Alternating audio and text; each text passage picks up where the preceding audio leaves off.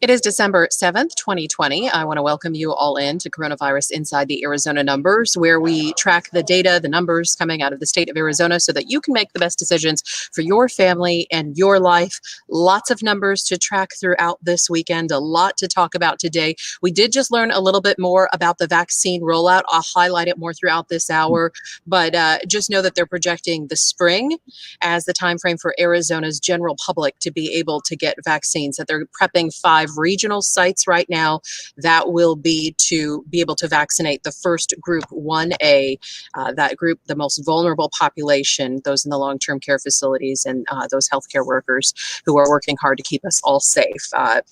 Perhaps now more than ever, Garrett, how hard they're working when we're seeing numbers with the ICU up to 92% full over the weekend. But we'll start where we always do with some of the data, the numbers coming out today. How do things look as far as the numbers go today? Well, on paper, everything looks okay today because it is a Monday. And if you follow us a lot, you know that Mondays are a low reporting day. 1,567 cases today. That brings our total up to 365,843. No deaths reported, 6,950. We are going to pass 7,000 either today or tomorrow in deaths, unfortunately. It's going to happen very likely in the next 48 hours. As far as where this is, however, though, we are at our highest 7-day average we've ever been at 55.75. That is because we have had of all the pandemic reports, of all these 24-hour reports that we go over every single day, the top 5 have come in the last 7 days.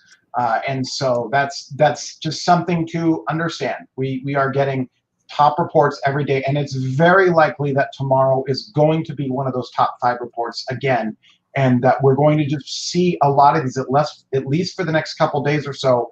We're going to see a lot of record reporting on these 24-hour days. So just keep in mind that's what we're looking at right now. Our testing is at about 20,000. That's what we're seeing. We see 18,345, but it usually is an averaging around 20,000, which means our positivity rate is going up. We are likely going to pass 20 to 21%. Here probably on a daily basis here, either tomorrow or soon, we're going to start seeing 21% as a regular occurrence. So again, we don't know if this is the peak. We don't know if this is a plateau. We don't know how much longer this is going to continue, at what direction. We can only tell you what we have right now, and this is what it looks like right now. So, what we do know in all this is that every single data point that is available to us is painting a pretty concerning picture when we look at these ICU numbers being so full, and the reports of more records still to come yet this week. Yes. Yeah. Let's just go over that right now. Yeah.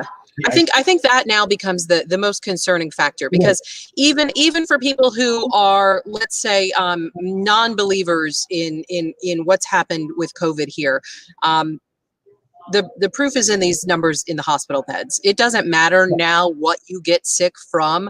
If you're having a heart attack, if you're in a car crash, I'll tell you what, I'm thinking about what intersections I'm driving through these days, because if there is no room, there's no room. It doesn't care whether you have COVID or whether you're having a heart attack. It's full. That's exactly right, and that's something, because I know I see it a lot, and at least I understand, people questioning some of the data, and people say, well, something about the PCR test and the cycle threshold being very high, and so this is like a quote-unquote case-demic is what people like to call it. But they need to understand something. While you can make an argument on the cases and the validity of counting very minor cases in the data, I understand that argument in and of itself. But when we look at the self-reported hospitalization data, this is data coming from the hospitals. This graph has nothing to do with testing. These are cases that may have been confirmed positive, but they are also being flagged as COVID-19 cases in the ICU for the hospitals because of the symptoms and everything they have. Now, again, I know other people will say, well, they're doing it because they're being paid to have these COVID-19 cases. Not in all cases, if you have private insurance, for example, there's no extra money that they get for taking care of COVID-19 patients. Medicare, there is a slight increase, about a 30% increase for treatment on these patients. But again, they're not going to, if this was a money scheme, the hospitals are not going to get to the point where they have 92% occupation and basically not enough. That they've got a licensed bed issue at this point where they don't know if they're going to have enough staff just to make a little bit extra money off of Medicare patients that they're just flagging as COVID-19. So this is definitely an issue for the hospitals. The fact that we have this 92%, only 143 beds today are available in the headroom for the ICU, which is the lowest ever. This one I think is at 145, which was the second lowest right there. So what I'm trying to say here is, while there are arguments to be made about the case numbers, these ICU numbers, there's less sort of wiggle room for that sort of interpretation on those numbers. So just this weekend, we heard from the White House COVID task force, and basically what they're saying at this point, if you are 65 or if you have a significant health condition, you should not be entering an indoor public space where someone is unmasked. With these numbers at this point, that's coming from the White House COVID task force. And we're also learning a little bit more as we have this asymptomatic or minor symptom group, that more than half of the transmission that's happening out there is happening from that group. Why that illustrates why it's so important to get tested, so you know your own status, because you could be giving it to other people, even though you feel decent. Correct. Yes, that is true. And again, going to that point where there's these minor status, they're confirmed cases, and they could be either showing no symptoms or almost any symptoms. But realistically, there still is a chance of it being passed to someone else that's in the high risk category, and then they end up in this graph right here, which is a problem for everybody.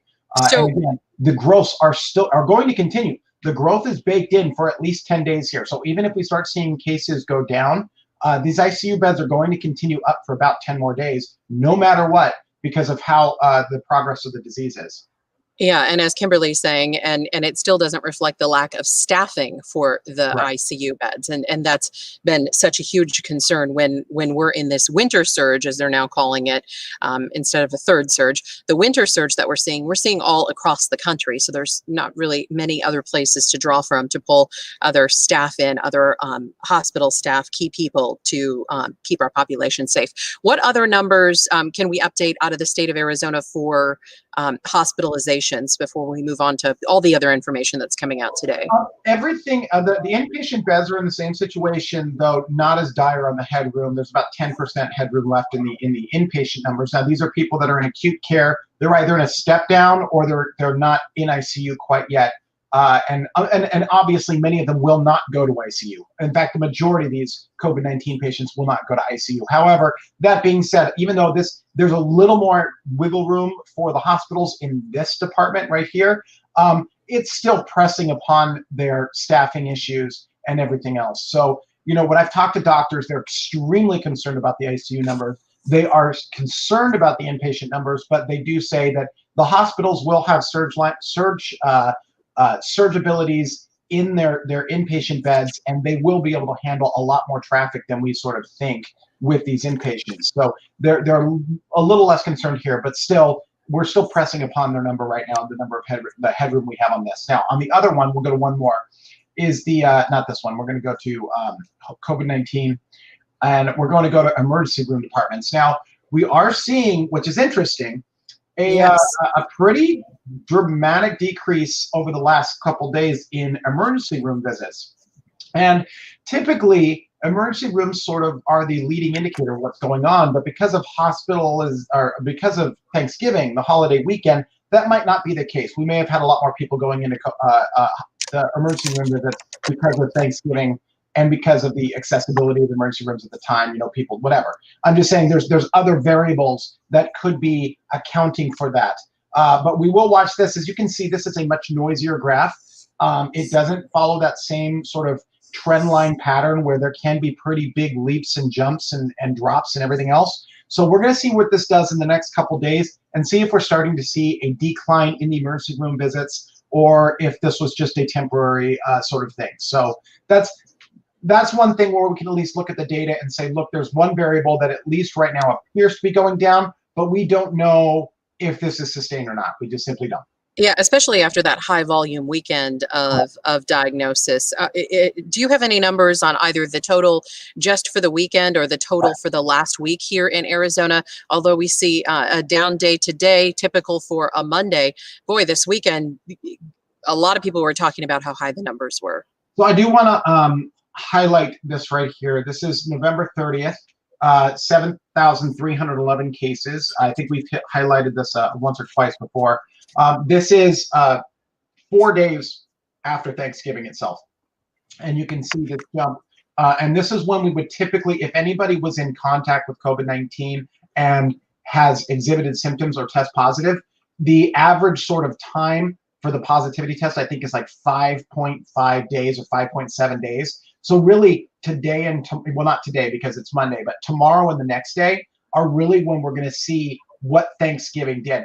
And again, I don't know what the number is going to look like. I don't want to sit here and say, oh, they're just going to spike. We do have an indication that they're going to be within the 7,000 range per day, simply because of this number right there. And it may be higher than that. We just simply don't know yet. We have to wait for the next couple of days to see what those numbers are. So, Garrett, just to remind everybody and those that don't join us each day, the test is taken and then it is plotted on this map based on the collection date or on the sample date. So what we're looking at here, it looks like, so does that make then November, I believe it was 23rd, that Monday before Thanksgiving, does that make that the second highest day? Yes. And then the highest day of positive tests coming out is Monday? We did have a bunch of people, so that November 23rd, we had a lot of people that were, and we have testing data that reflects this, that went and got a test prior to going, it appears, I mean, we can only say this appears this way because of the data, but we had a lot of people, it appears that our testing went up, so people were going and checking to see if they had COVID-19. So there was a lot more community testing happening at that moment. And then, people did whatever they did after that. And now what we're seeing, as you said, we're seeing the after effects of Thanksgiving. So these are the people, these tests would have been people that that contracted COVID-19 that weekend, that Thanksgiving weekend. So that's the concern I had, that was the November 23rd date would be a lot of people testing out, hoping to go get a test to sort of protect grandma or grandpa or whoever they had plans to get together with. And so they might have been in that asymptomatic group, just saying, I just want to be cautious. I'm going to go take a test and then finding out, oh my goodness. Yeah, absolutely. A lot of those could be asymptomatic. Yeah. Yeah. And then sort of this week could be more of the people who kind of got the call, hey, I was with you on Thanksgiving and I've since found out that I'm positive. You should go get tested, or perhaps a symptomatic group. So it could be more of a mix. So time will tell specifically what that all is, but kind of anecdotally, that's kind of how it seems people have been testing lately. So these numbers will get plotted in. What do you expect tomorrow to be? I know it's hard to read the future, but back to normal numbers. Yeah, we're going to be looking at somewhere in the probably high 5s to low 7,000s range at this point, it looks like. We do have one indication. I was doing a little analysis today on something else, and it does appear that there's about 1,800 positive tests that are in the system that are not flagged as cases yet. And there's a good chance that those are put on the case curve tomorrow. So we could have a really high number tomorrow, but it would almost be similar to that 10,000 that we had a couple days ago, or last Tuesday, where we had 10,000 in the report, but not one day that was 10,000. And we could see something similar to that tomorrow with that other 1,800 that are sitting there. Yeah, so just be prepared. Tomorrow could be a very high number. Okay, and we'll, of course, help everybody walk through what all that means. So when we're watching these numbers and we're seeing what's happening around Arizona as well, we talk a lot about California and some of the mitigation efforts that are happening there. I want to talk about New Mexico for just a brief moment, because New Mexico has now moved to their crisis standards of care. That's something that we've talked about here, something that doctors dread. They dread having to make the choice between who has the most survivability, if you will, who to treat first. So that's making the choice where the resources go, where the time goes, and to try to heal the people that have the best chance at life. An awful situation to be in. I cannot imagine being a doctor and having to make those decisions. New Mexico has moved to that category. Also, just one other note here, our legislature, you probably heard Rudy Giuliani over the weekend was hospitalized, coming down with COVID. He was just here in Arizona last week. We saw him at the Hyatt downtown, not wearing a mask, and in some of those hearings across the country. So The legislature here in Arizona also has closed down out of an abundance of caution. So a few more changes to highlight for you to keep you updated on. There was about a 6-day lag between Rudy's going to the hospital, which you can't. Of course, the thing with him going to the hospitals, we don't know if we simply don't know if that was the first day he was exhibiting symptoms or if he had like symptoms the day before or something. Yeah, when it's 6 days from hospital admittance for Rudy, and so and that's sort of why they're canceling the legislature right now because of that. They don't know because that period was so close. They're just doing caution. Yeah, I mean, we just had a state representative, Representative Teller, lose his mom over the weekend. So we'll be sharing a little bit more about who she was and his story tonight in our reporting this evening. But yeah, another example of a sad situation there. One of the almost, as you mentioned, 7,000 families here in Arizona who are remembering a family member over the holidays that they've lost. Okay, let's get to more of those numbers. How does this then affect mobility data? It seems like when these numbers go up, people they hear about them and then maybe adjust their plans a little bit, but you're actually seeing the mobility data increasing as it compares to Thanksgiving, Garrett? Yes, it's starting to increase. Let me see. I'm going to, of course, render that chart, so it's going to take a few moments to do it. Yeah, sorry. I am seeing now. That's okay. I am seeing that we talked about how there was a nosedive in mobility for the Thanksgiving week, and then it does appear that it is starting to come back up, although not at the same level it was. So it still appears that Arizonans are, whether this is seasonal or not. See, this is the thing about this whole year and all this data. Is since we don't have a baseline for what occurred the year prior, you never know if this is natural behavior or not in Arizona, in anywhere, not just Arizona. But so, for example, I'll just pull this up really quick. This is the mobility data. Here it is, and this is what I'm talking about. You can see this pretty significant nosedive for Thanksgiving weekend right here, where we go under 50% mobility. And then it sort of shoots back up about half where it was to get to about 55% mobility or so is the average right now. But if you look at this chart sort of in its entirety, especially sort of in the fall, you can see that there is a bend right now. I mean, obviously there's pretty large peaks and valleys here, but there still is sort of a bend on the trajectory of the data sort of going into, less mobility. And again, hard to tell if this is seasonal or if this is something that is specific to 2020. It's just, we just don't know because we don't have a baseline for it. Yeah, and it's just fascinating to see, though, that increase from April, whether it's people's comfort level or business getting back. It could be a whole number of things. All right, let's move on to the next sort of numbers that we've been tracking here today. These positivity rates, you're saying they're going to stay up likely over 20%, or they have moved up above 20% in some of the categories? Getting there. So let me just go over that really quick. You break that down, to be clear with people, you break that down not only throughout the state, but by county? I do. Let me get that really quick. I'm just pulling it out from what I do have the daily county data. Now, I don't trend line this because it's sort of something that isn't, like, the reason I don't trend line this is because the actual data that's on the azdhs site is better than if I were to trend this data. So I don't do it. But today, for example, Arizona had a 15.5 positivity rate. The highest positivity rate was in Santa Cruz County at 23.7. Maricopa County, 15.6. It's almost always the same as the actual, because it's just so many tests are done in Maricopa County.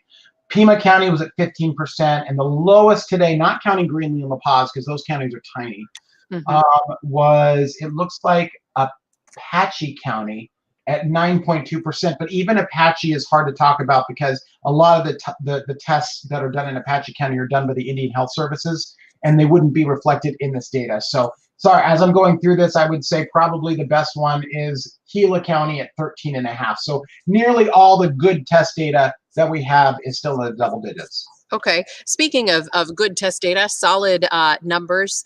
We had to wait for a little bit last week because our R0 number from RT Live had so much noise in it that it was I don't, it just had too much noise in it to sort of trust at this point. Have things balanced out a bit on that R naught number? And if so, where does Arizona land state by Yeah, state? I think at this point it is more balanced out.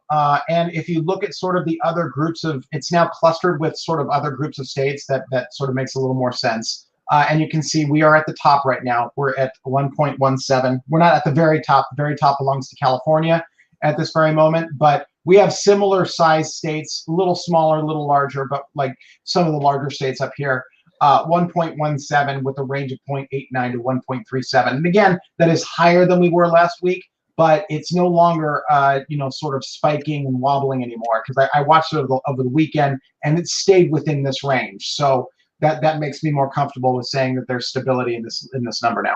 Yeah, boy, look at Hawaii. It seems they're uncertain about where they land within that. It's always been very uncertain because Yeah. Hawaii has the least per capita number of COVID infections in the country. And so because of that, it causes that number to be very uncertain at all times. Yeah, So, a few could sway it quite a bit.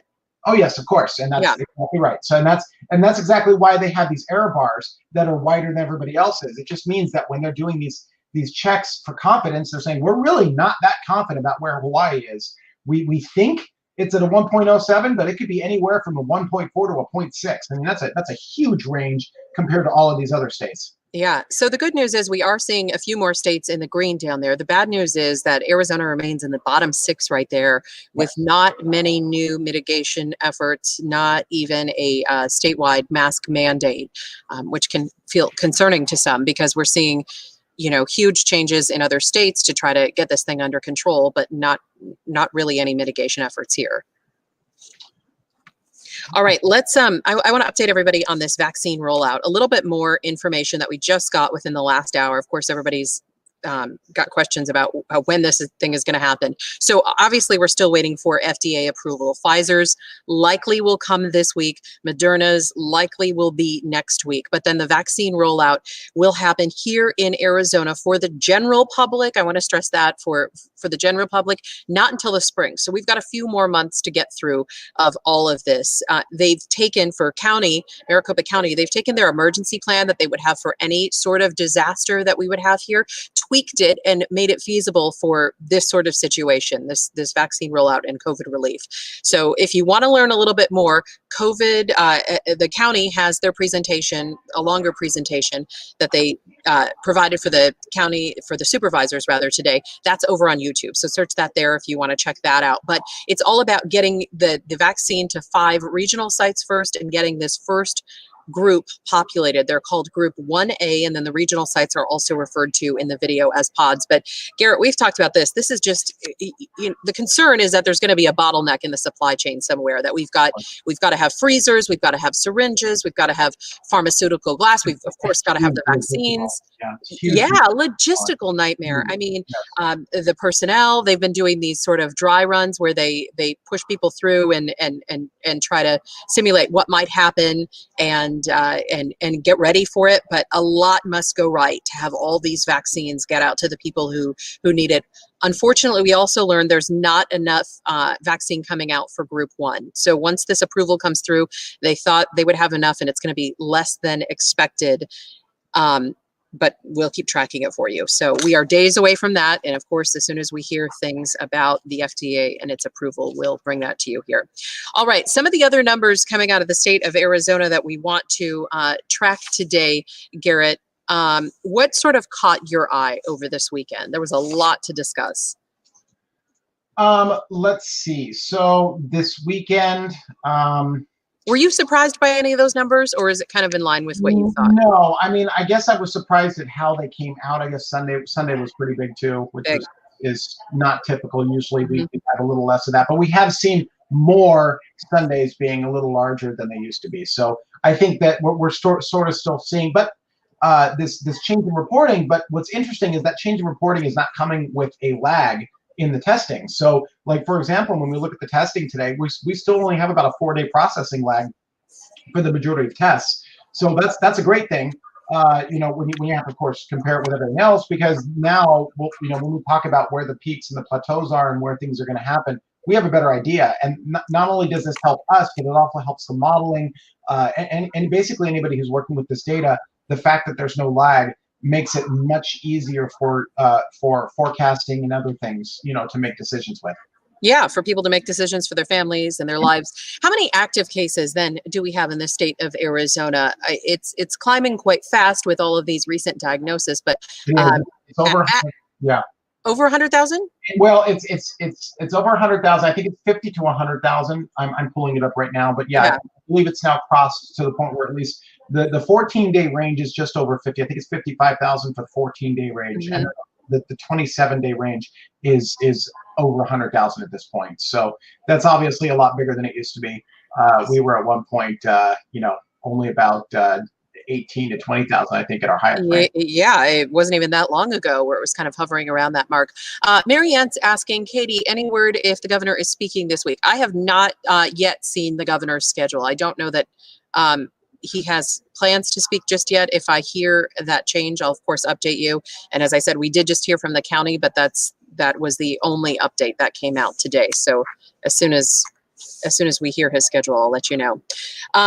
So Garrett, one of the concerns that we've tracked throughout all of this, and what Debbie's asking, and I'll answer this quick if we can, how many active cases would then be in Maricopa County? Do we know how that breaks down? I don't know that, but I can get that later. I just didn't, I did the calculation. I didn't do it by Maricopa County or not. So the methodology and all that would be taking the 228,000 out of Maricopa County, sadly, as always, subtracting out the deaths, which are just over 4,000 in Maricopa County, and then looking at those positive test collection dates. This exact same thing you would do statewide, but it's usually roughly about half, isn't it, Garrett? Because it's about half the so it's going to be around 25 to 75,000 is going to be the range, because it's usually about 50 to 60%.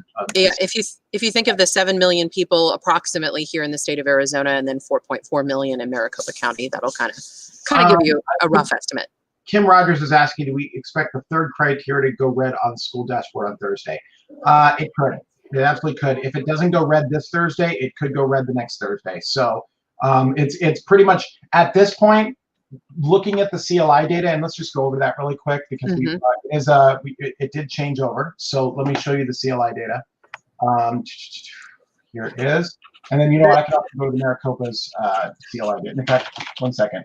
So just to remind everybody, that CLI data is that third metric that is a county-wide metric. It was at 7.7% on the last factoring that they did. 10% would be the cutoff. That's why everybody's so interested in that one number, because that's the sort of the final category on that chart. It is updated on Sundays, and then the county-wide updates that we go over with you are on, is it Wednesdays, Garrett? Thursdays, Wednesdays. all my days are running together now. Wednesdays. It's supposed to be Thursday. No, Thursday. Thursday. Okay. Yeah, sorry, my brain doesn't function. So it's okay. I took a day off. That's what happens to me. Multitasking, and I was trying to look at both Maricopa's CLI and the state CLI at the same time, and I was doing a terrible job of it. No worries. You know what it was? Because they had changed the date on this. Remember, early in the pandemic, we had to wait to report it to everybody, because it was after 5 when we were done with all of you on here. Yeah, exactly. So this is the CLI where we are right now. You can see the inpatient CLI.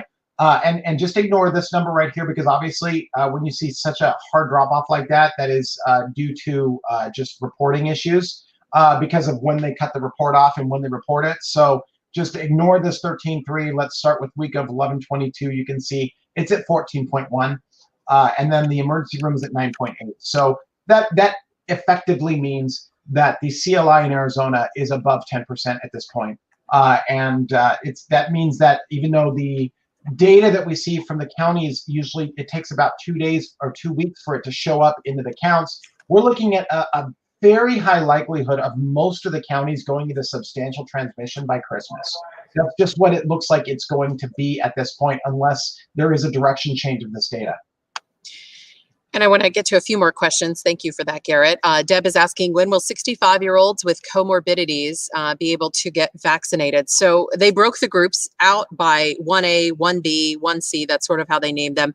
They did not give a time frame, because it's just so specific where each of those next dates fall in. And then, of course, the kids. Everybody, I hope that answers your question, or as close as we can get to an answer at this point, Deb. As soon as we hear a little bit more about that specific category and when each of those 1B, 1C, 1D categories will be fulfilled, we'll of course pass that along. Also, the question that's been asked is, when will kids be in line? Obviously, they're way down the list at this point. The testing is just now beginning to get started for that group. So Moderna is beginning their testing very, very soon. They said on 12 to 17-year-old children. Obviously, that's the category that is in most cases least affected by COVID-19. So that testing will come later, but that is starting soon. So Deb, that's the closest I can get to the answer at this point. As soon as I hear more, we'll pass it along. Antonio writes, should we start hoarding toilet paper? No, they're saying that the supply chain is good for all things. Take what you need and it should be good. If people start taking too much, that's when the supply chain starts to get messed up. So good question, Antonio. Okay, Garrett, back to you. And some of these other numbers that we were tracking. What other things were of note to you this weekend? I would say, I think you weren't here on Friday, but we did go through, we could go through this really quick. This is the data for the rapid rollout for the modeling now that we have is, it actually does take into account the vaccine. Sorry. Oh, it's factored into. Yes. You mean the forward-looking modeling? How does the forward-looking modeling now takes okay. into account the vaccine? So I let me just pull over to that right now, and then we can go over that. And I'm going to take out some of this other stuff. I'm only going to have projection and vaccine. What's interesting about it, as you say, because they have because of the calendar, the schedule of what the vaccine is supposed to do, it's not really. Because of, they say we're not going to get it till the springtime, you can see it's not really impacting our numbers and our modeling very much right now. You can see right here, it doesn't split until the very, very end of March in the total deaths, where now it believes that current projection for, it'll be 12,700 deaths would be the current projection for March 31st, and the vaccine would bring that down to 12,400. And so that's where you start to see that number to go down. When you look at the dailies, you can see the daily deaths don't start to go down.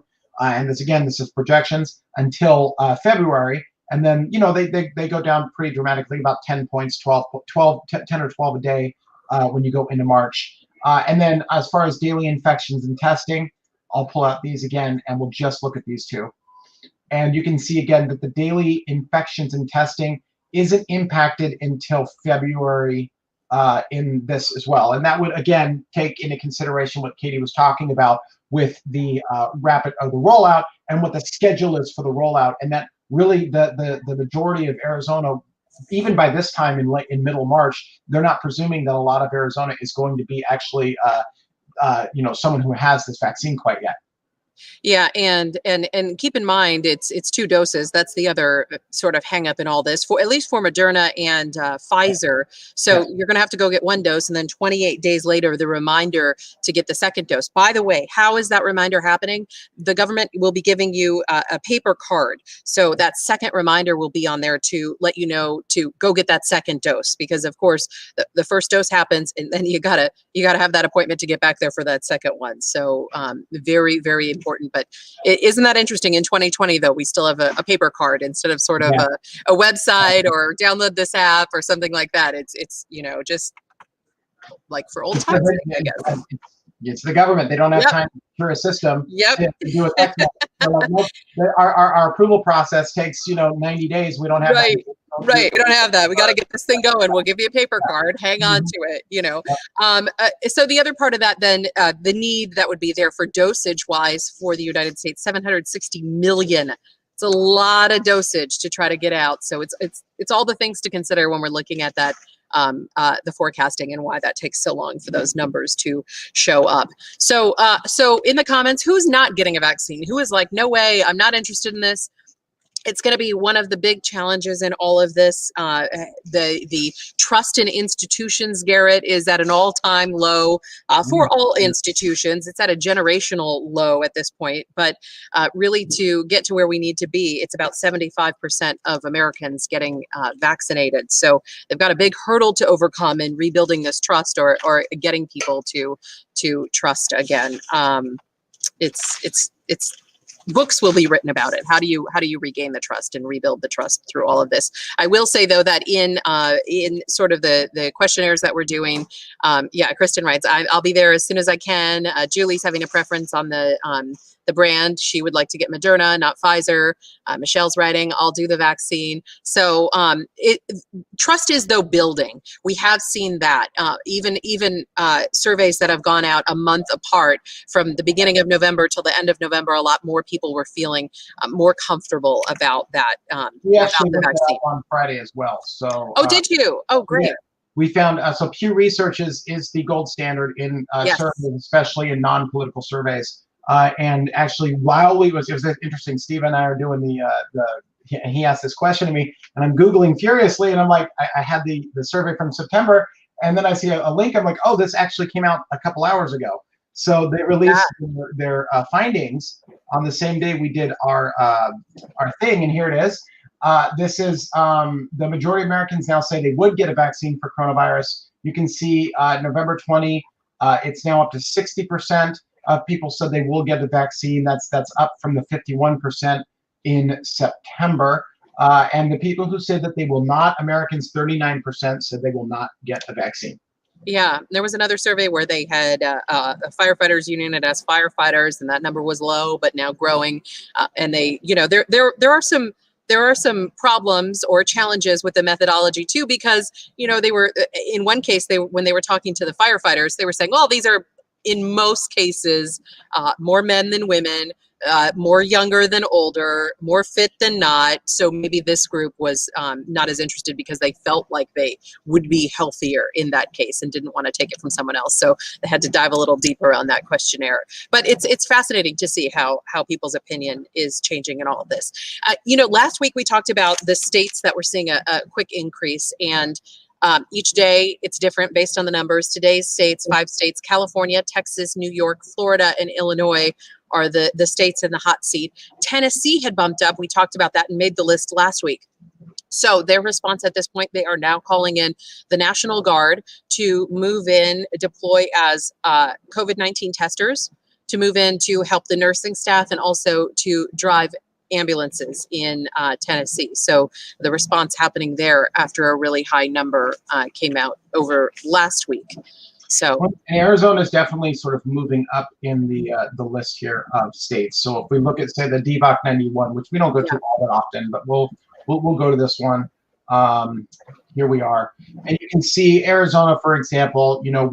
We were talking last week. The last time I think we went onto this, it was around this time, and we were at sort of the bottom middle states in COVID-19, and we're starting to go and move up to the top tier of states again.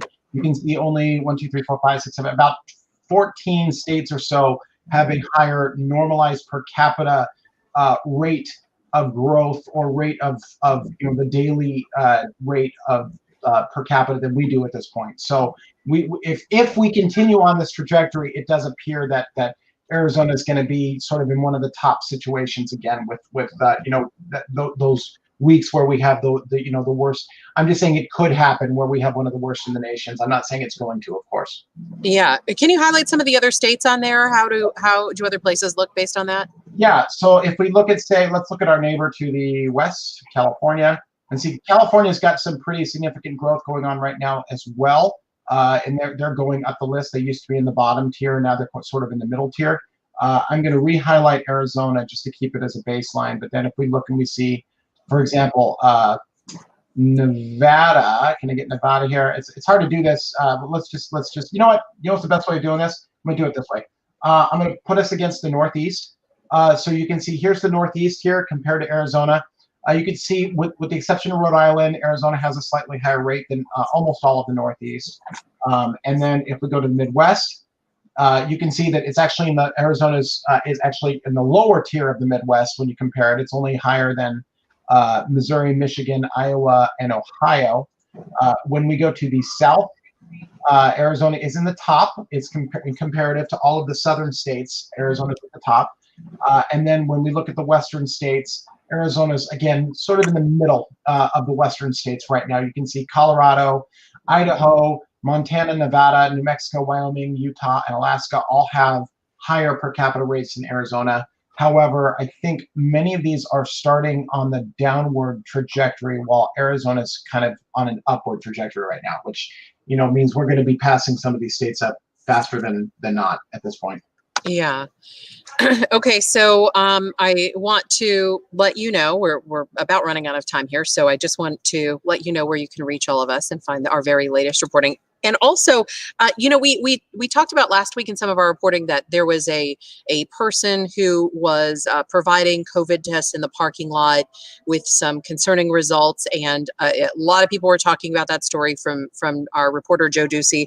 I want to let you know there's a big update to that story. It's coming up in our reporting later this evening. I'll be anticipating that story coming up, and it was just a fascinating story the first time he did it. So I can't wait to see what the update is on all of that. I don't know anything more. I wish I could tell you more, but he's still putting the finishing touches on that story for this evening. Our schedule is a little different tonight. We have Monday Night Football on ABC 15, which is a rarity. It's like a throwback. We used to have it like 18 years ago when I first started here at ABC 15. So it's kind of nostalgic for me to report on Monday Night Football nights because it feels like old times. But that does change our schedule just a bit. We have our newscast coming up in a matter of minutes at 4 p.m., our newscast at 5 p.m. If you're only able to catch our 6 p.m. newscast, you're going to have to catch it on our streaming devices. Then we'll be back for you after the game at about 9:15ish, whenever that ends, and then we'll also have a newscast for you at 10. So lots of reporting headed your way throughout this evening. But I want to let you know where you can reach us. Garrett is on Twitter at Garrett_Archer. Thank goodness for your updates throughout the weekend. And by the way, everybody, I don't mean to brag, but you got to go look at the AZ Central article on Garrett. We love it. I love it, Garrett. It's awesome. You've worked so hard through all this, through the election and through all of this reporting. I know we've spent hours every single day through this pandemic together. And as I mentioned on Twitter, I would not want to do it with anyone else but you. So thank you for being awesome. And you can find the link to that story on my Twitter account or Garrett's Twitter account. There's his at Garrett_Archer, and mine is at Katie Raml on Twitter. If Facebook is preferred for you, you can find me at facebook.com/news from Katie. Some lively conversations going on over there about something we didn't even have time to get to today, which is that superintendent putting in his resignation after some of the tough COVID decisions that he's had to make, and then the response from people in his district. So that's over there. And I talked about our reporting. And if you miss any of our reporting, last thing, you can find us on abc15.com/coronavirus. And you can find this, if you missed any of it, on Facebook or on your favorite streaming devices. Be safe out there, everybody.